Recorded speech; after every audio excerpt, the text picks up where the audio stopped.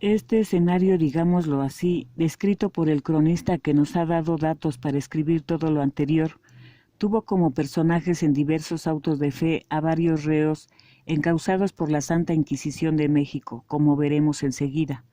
Uno de los autos de fe más conocidos tuvo efecto en Santo Domingo, habiendo asistido a él bajo celosías el virrey Mancera y su esposa. Fueron 10 los penitenciarios y entre ellos uno que leída su sentencia fue sacado al patio del convento y despojado de su ropa, desde la cintura hacia arriba. Subido a un tablado, 2 indios le untaron de miel, lo emplumaron y estuvo al sol y al aire 4 horas. Este auto de fe, como algunos más, fueron particulares, pues el primero público tuvo efecto el 28 de febrero de 1574, con mucha pompa y solemnidad, efectuándose en la plaza del Marqués del Valle, junto a la iglesia mayor de la ciudad. Al amanecer se dio a los reos como desayuno una taza de vino con una rebanada de pan frito en miel. Enseguida comenzaron a salir de las cárceles del Santo Oficio, caminando cada uno separadamente con su respectivo San Benito. Llegaron al tablado y se sentaron en varios asientos en el orden en que debían ser juzgados. Bajo dosel se encontraba el virrey Martín Enríquez de Almanza, la audiencia, los inquisidores, Pedro Moya de Contreras y Alonso Fernández Bonilla. Enseguida también se sentaron los frailes franciscanos, dominicos y agustinos en número de 300. El sermón lo predicó el obispo de Tlaxcala, don Antonio Morales de Medina, siendo los penitenciarios en número de 63, aunque los cronistas no están muy de acuerdo en este número. Mr. Miles Phillips, testigo ocular de este auto y uno de los castigados en él, dice que hubo 3 quemados vivos, 60 o 70 azotados y condenados a galeras, y 7 a servir en los conventos. Añade que acercándose la noche, llamaron a Jorge Rivelli, Pedro Monfrier y Cornelio el Irlandés, y los condenaron a ser reducidos a cenizas. En el acto se les condujo al lugar de la ejecución en la misma plaza, cerca del tablado, donde fueron prontamente quemados y consumidos. A los demás sentenciados los regresaron a la cárcel y así terminó aquel primer auto de fe en México, que duró desde las 6 de la mañana hasta las 5 de la tarde. Al día siguiente a los condenados a galera se les paseó por las calles, montados a caballos, desnudos de medio cuerpo para arriba. Los seguían unos hombres que les daban azotes con largos látigos sobre los cuerpos sin ropa. A veces, ante los horrores inquisitoriales, los reos se suicidaban en la cárcel, como sucedió en México con el capitán francés Jean-Marie Murguier, procesado por hereje formal apóstata, dogmatizante, práctico y especulativo. El 11 de noviembre de 1794 dijo que estaba enfermo y que le trajeran un médico a su prisión, entrando a verle el doctor don Francisco Rada, médico de los reos del Santo Oficio, que llevaba su espada correspondiente, según costumbres en los de su cargo.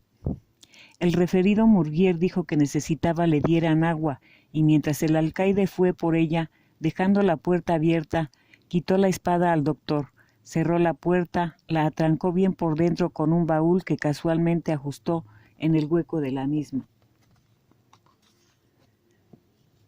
y le dijo que lo había de matar si no le conseguía la libertad, sus papeles y su causa. Al volver con el agua, el alcaide vio cerrada la puerta y por la rendija se cercioró de lo que pasaba, dando cuenta a los inquisidores que fueron y prometieron a Murguier darle cuanto deseara con tal que abriese, poniendo soldados en la salida para capturarle de nuevo.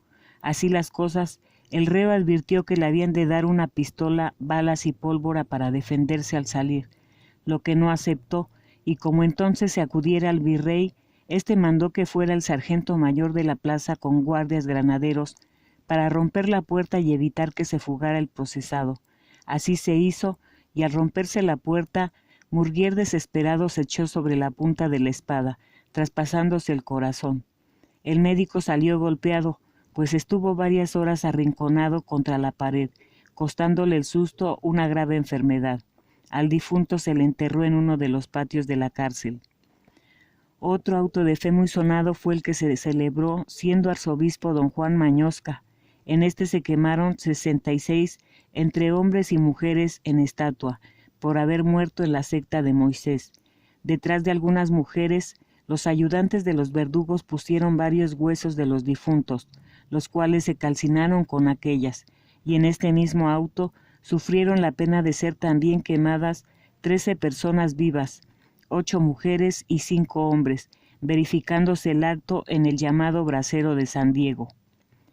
En el año de 1760, poco más o menos siendo provisor de indios el señor doctor don Francisco Jiménez Caro, canónigo penitenciario de la Santa Iglesia de México, en la parroquia de indios del señor San José, y siendo cura fray Diego de Osorio, se celebró auto de fe en que fueron juzgados y penitenciados indios ilusos, supersticiosos, brujos, hechiceros, etc., los que se aprendieron en unas cuevas junto a Yautepec y en otras del mismo territorio.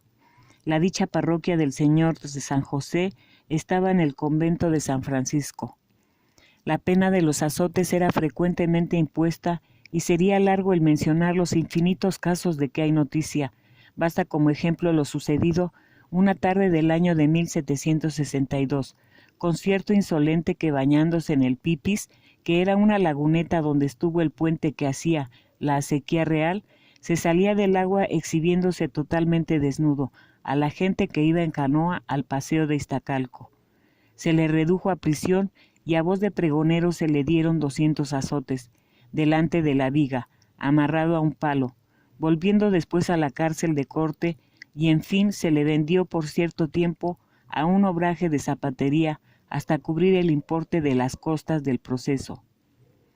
No podemos dejar de referirnos al famoso trapacero poblano Martín de Garatuza, que dio bastante que hacer a la Inquisición, pues disfrazado de clérigo decía misa y en el momento de alzar la sagrada forma, como rezando, decía: ¿En qué pararán estas misas, Garatuza? Frase muy conocida en México. En el auto de fe de 1648 le fueron dados 200 azotes en pago de sus fechorías, ya que anduvo por el país más de 7 años cometiéndolas y hasta administrando los sacramentos por los valles de Cuautla y Cuernavaca, y como en esos años 1647 y 1648 se verificaron muy solemnes autos de fe, uno de ellos sirvió para castigar a Martín de Villavicencio, que era el verdadero nombre del célebre Garatuza. Ligero ha sido el esbozo de los castigos de la Inquisición, que ha dado motivo a tantas obras, a tantos libros, a tantas novelas, describiendo las crueldades y lo inhumano del pavoroso tribunal de la fe, que obraba en forma muy diferente de lo que predica la doctrina cristiana.